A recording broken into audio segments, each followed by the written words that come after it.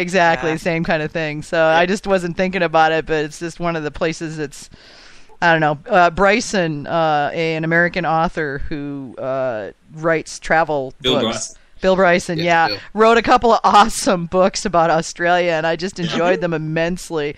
And there's like my copy's all dog-eared and highlighted of all the things I want to see, that he talked about. It's really only a 2-day drive, though. It's a what was that? It's really only a 2-day drive. We call it down the road.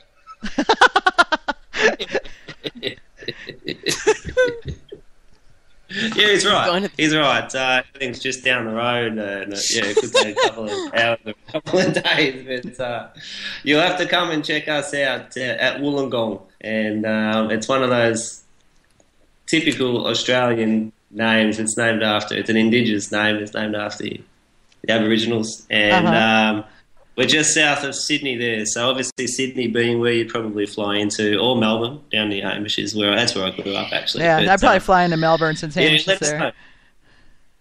Yep. And then just a couple of, just down the road is us in Sydney. So it's only, 600 miles? Yeah, that's all right. That's cool. Hey, I mean, when I go to conferences, I mean, I'm going to the craft brewing conference, or I hope I'm going to the craft brewing conference in May, and it's just down the road. Well, it's just up the road, actually, in Philadelphia, about a 10-12 hour drive. Yeah, that's about right. Yeah, that's about, I drive to New York City when I go up there. For people like you're driving to New York City for 3 days, and I'm going, yeah, why not? Hey, if you can drive to New York City, you can come visit me. I probably could. Yeah, I'm going to be up in northwestern Michigan this summer, so if I can figure out a way to do it, I might just come up and see you. All right. Got to renew my passport, though. Oh, cool. Is Chris still on the line? Is Chris still there? Is he bailed? Hey, I'm still here. He's just being really quiet.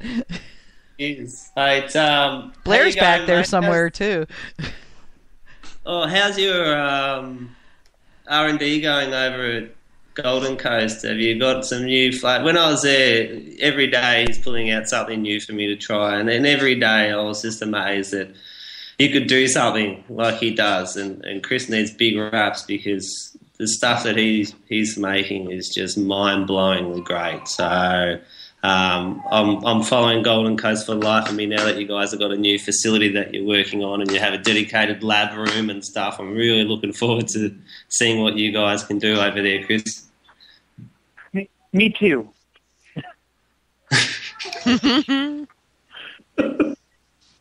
I gather that... What's your new flavour? What are you working on now, mate? What was that, Chris? So we've been so maxed out for space for so long that I'm still trying to get Frank to give me barrels to age stuff in. We'll see if that happens.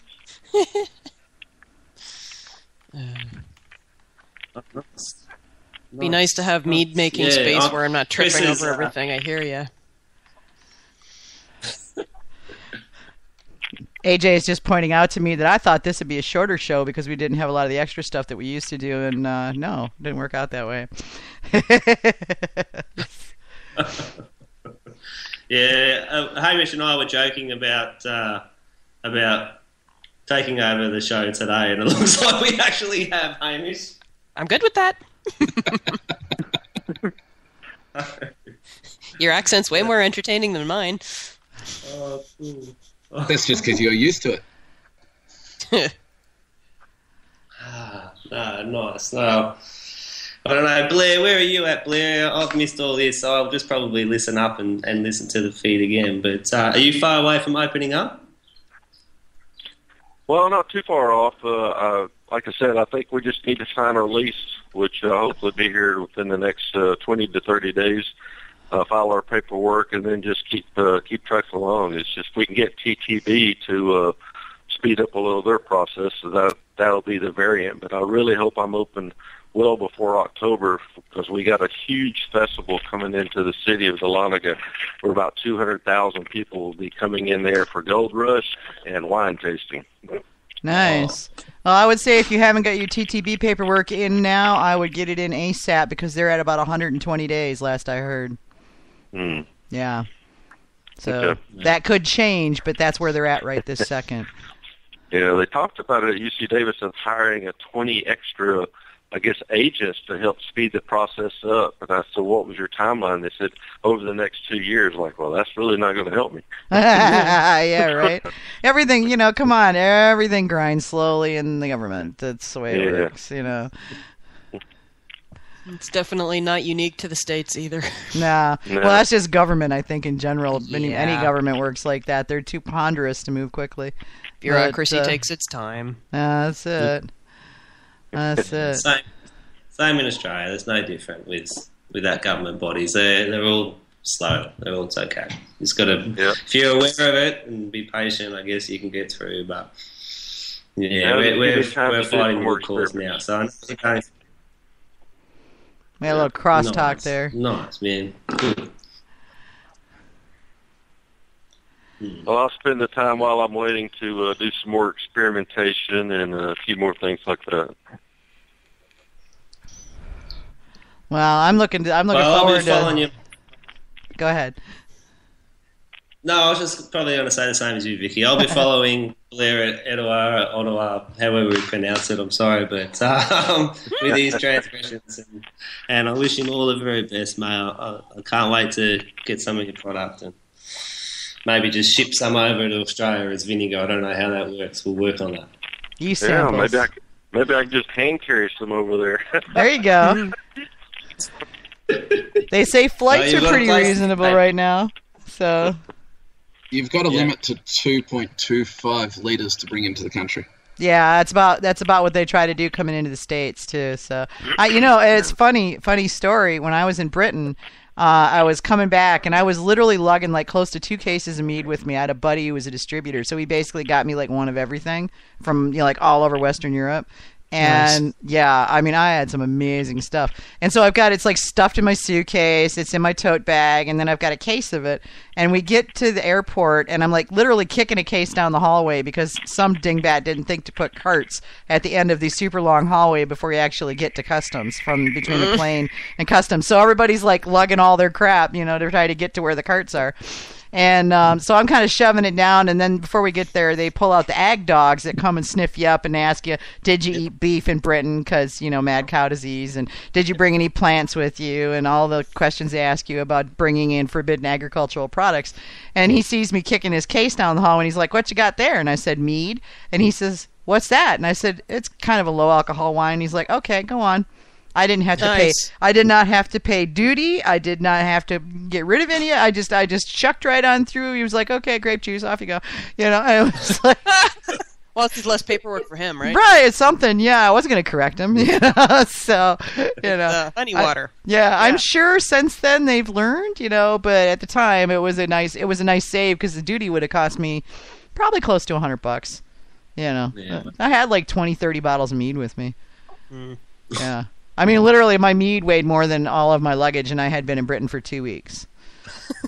I had to pay a $100 fee when I was flying back from California to Atlanta for the overweight fee. Yeah, I've got nailed for that one a few times. I finally just sucked it up, and if you go to just as a little tip from somebody who helped found the Mazer Cup, so I know all the behind-the-scenes stuff, if you want to bring mead back, you can ask them to fetch you a box, so like if you've been out like shopping or whatever and you've got mead to take back or whatever, there's always a gazillion boxes back in the room where they are, put where they've stashed the mead for the competition and for the show, the leftover stuff. So, and that all comes in boxes from all over everywhere. So the boxes are all stuffed up under the tables. So for the people who are, because we pay the minions in mead, right? If you work the show, you come away with mead. It's pretty much guaranteed. And it's really cool because they, you can get that box, and these are all those nice styrofoam. They're mead shippers. They're wine shipping boxes, so they're set up for that. Yeah, so I would basically just load up a wine shipper and then stuff the rest of the holes with whatever, because I would have like a T-shirt and extra things that basically put my bag at or above weight. So I just offload everything out of my bag that I could to get it underweight and stuff it all in the excess holes, and then seal that up and either ship it home UPS or depending on the cost, I would then, I would maybe just take it on the airline with me and pay the extra $40 or whatever. Nice.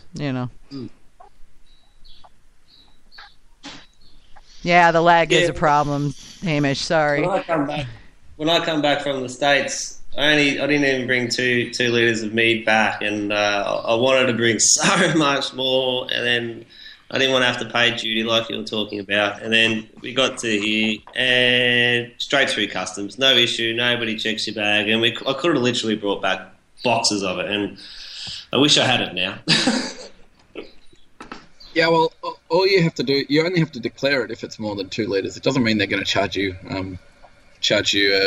excise on it. So if you can say that it's homebrew and it's actually not worth anything, they won't charge you anyway. Yeah. So it's just more paperwork and more fuss. That's all.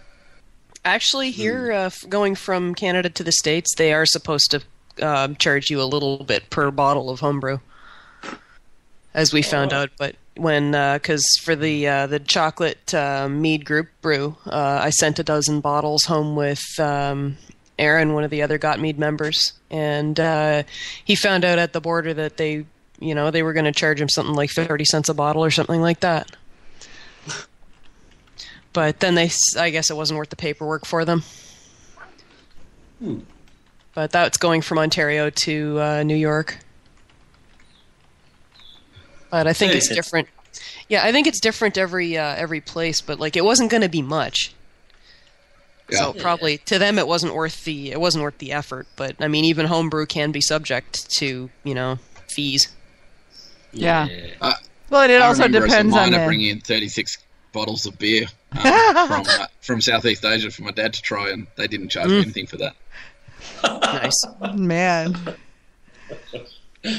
As a minor, of course. Well, and a lot of it depends on the agent at the border too, or at the customs crossing, because if he's just in a crappy mood because things, then he's going to take it out on people, and because there's guys you can just whiz through the border to Canada from here, or you can get the crossing where the guy didn't get none last night, and he's going to have crabby and taking it out on everyone because he can't. Yeah, and he gets you out of your car and strip searches you, and they take your car apart and leave it in the side road, and then you have to figure out what to do from there. I mean, and they can do that. Yeah, they have the jurisdiction. They are allowed to do such things. Yeah, they don't have to have a reason. They can just screw up your entire life and then flip you off and walk away, and there's nothing you can do. And charge you to take the pieces of your car away. Yeah. We have no road borders. It makes it easier. Yeah, well. Yeah, that's true. It kind of helps that there's no countries on the other side of your roads, right? Yeah, it does. But guys, I might have to get going. Hunter and Harper are just starting to rev up here, so I might have to sign out. Thanks for having me, and great talking to everyone, and good to hear your voice, Blair, and Chris and Frank, and nice speaking to you, Hamish and Vicky, and nice meeting you, Joel. No worries, guys. Take care, and I'll listen in next week. Thanks for coming in. Cheers, guys. Yeah, I think it's probably getting on time that we wind this thing up and let let people get on to the rest of their lives. So, yeah, Blair, thank you for coming on, for sticking around, even though you were kind of quiet. But I hope you enjoyed it. We certainly didn't give you much of an opportunity to get a word in edgewise. Had a great time. Thank you for having me. Oh, no, it was good having you here, and I'm sure we'll have you back. There's going to be a lot of this stuff going on, and AJ and I got to sit down and work out the list of upcomings and all the stuff we want to do, and she's suggesting to be in the feed. She's going, we could do this and broadcast live at the Mazer Cup, and we can, because, hey, this software that we're using, it runs in the cloud. It runs on my tablet. I really need to get a passport. Yeah, we can literally plug in a headset and a tablet, and we can run a radio show from wherever we're at. So yeah, no worries. Yeah, I'm tickled to death. So this is a big find for me, because I didn't even know this stuff existed 3 weeks ago. And AJ could tell you that I've been frantically studying manuals and taking things apart and putting them back together again. And beating her head against the machinery. Oh my God, yes. Software. getting her online and then bitching for like 45 minutes when I couldn't make all the links work the way I wanted them to, and it would be like first I could hear me and not her, and then I could hear her and not me, and then it was like, oh my god. Yeah, that was 8:00 this night. That was actually like 8:30. Why isn't it working at the same time? Oh my god. Yeah. So we're